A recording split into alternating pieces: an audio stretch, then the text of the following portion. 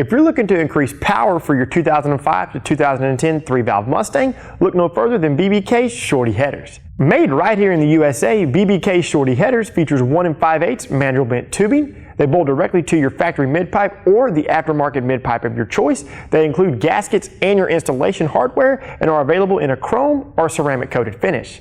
Our friends over at BBK are going to show you how to install these headers, as well as do a few dyno pulls to prove the power gains you should expect. For everything 3-valve Mustang, be sure and subscribe to our YouTube channel and pick up your Shorty headers from latemodelrestoration.com. We begin with the baseline dyno run.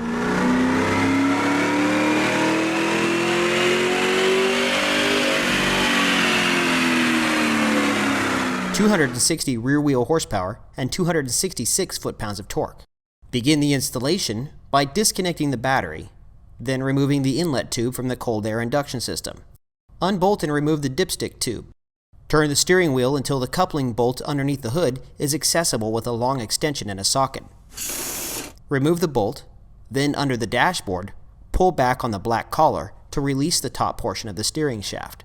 You'll also need to remove any strut tower brace that may be installed on the vehicle, since we're going to need to lift the engine a few inches in the following steps. Remove the nuts that hold the motor mounts to the frame rails, and remove as many nuts as you can from the stock exhaust manifolds while under the hood.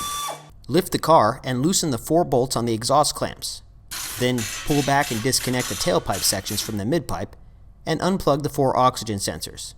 Note that the passenger side front oxygen sensor is difficult to access from under the car. We use a long pair of pliers, but to make things really easy, you can access this by hand by pulling the battery out of its tray. Remove the 4 nuts that attach the midpipe to the stock exhaust manifolds, then pull the midpipe out of the car. Remove the bottom bolt on the steering shaft where it attaches to the steering rack. Then pull up on the steering shaft to remove it from the vehicle. Remove the 3 mounting bolts for the starter and allow it to rest on the K-member. Jack up the motor carefully until the motor mounts come up and over the studs in the frame rails, and be sure to place your jack on a solid part of the engine block and never jack up by the oil pan itself. Unbolt and remove the motor mounts from the engine block. Then unbolt and remove the stock exhaust manifolds and the gaskets. And use caution when handling these gaskets. They're made of layers of thin metal and can easily cut through skin. Now transfer the oxygen sensors over to the BBK headers. Inspect the BBK headers and notice that there are some mounting holes that are covered by the header tubes, where the long stock mounting studs will obviously not work. In these locations, you're going to need to remove the studs from the heads and replace them with the supplied bolts during the installation process. Hang the BBK gaskets on the remaining studs, then install the BBK headers and tighten them down. Reinstall the starter and the motor mounts. Then lower the engine back onto the motor mounts and tighten the nuts that attach the motor mounts to the frame rails. Plug in the front driver's side oxygen sensor. Since this video is focused on the headers, we're going to stick with the stock midpipe today, but you can visit our website for the X-pipe installation videos. Part numbers are 1769 and 1770. Reconnect the oxygen sensors and reinstall the steering shaft.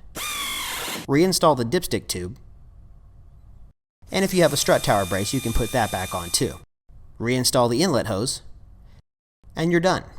Now let's see what these BBK headers do on the dyno.